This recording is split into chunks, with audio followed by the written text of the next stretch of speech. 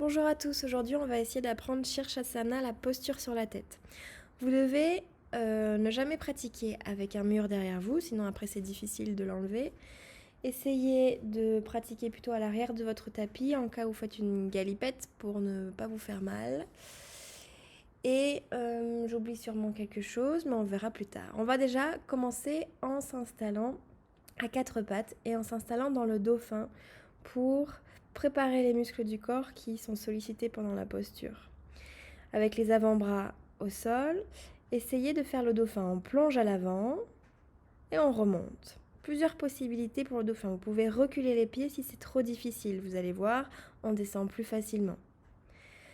Si ça c'est trop facile, à l'inverse, vous pouvez plutôt avancer les pieds. De la même manière, essayez de pratiquer ça plusieurs fois, trouver un bon point d'équilibre, que ce soit ni trop dur ni trop facile. Et plongez, remontez plusieurs fois, essayez de caler votre souffle sur ce mouvement. Peu importe que ce soit l'inspire à la descente ou l'inspire à la montée, c'est juste de caler la respiration dessus. Une fois que vous avez terminé, venez vous asseoir sur vos talons, vous pouvez relâcher un petit peu vos épaules si vous avez besoin. Et on va revenir attraper l'extérieur des coudes.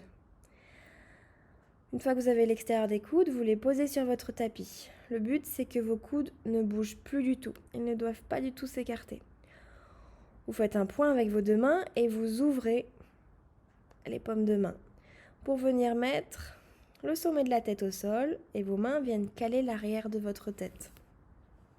Posez les orteils au sol, tendez vos jambes et venez marcher, jambes pliées si vous préférez, pour rapprocher les genoux de la poitrine. Ensuite, on essaye de soulever les pieds sans prendre d'élan. La première étape, c'est juste ça. Refaites-la jusqu'à la maîtriser.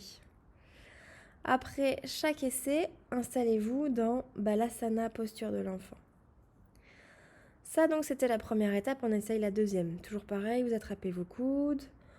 Vous faites un point avec vos deux mains. Vous ouvrez les paumes de main. Vous remettez la tête au sol. Orteil au sol. On pousse, on monte. Cette fois-ci, on essaye de juste coller les talons aux fesses, pas plus. Vous devez maîtriser ça avant de passer à la suite. Sans prendre d'élan, toujours. Hop, on relâche. Vous pouvez très bien vous installer derrière dans Balasana, encore, posture de l'enfant. Restez bien à l'arrière de votre tapis. Puis, on essaye la troisième étape.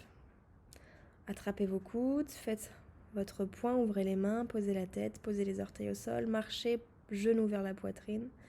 Cette fois-ci, on essaye de monter les genoux un peu plus haut. Alors, si on peut, on dessine un angle droit entre les cuisses et le ventre. Ça peut être votre quatrième étape. Et si vous êtes très à l'aise, alors vous tendez les jambes. Voilà, c'est fini. Je vous laisse pratiquer jusqu'à réussir.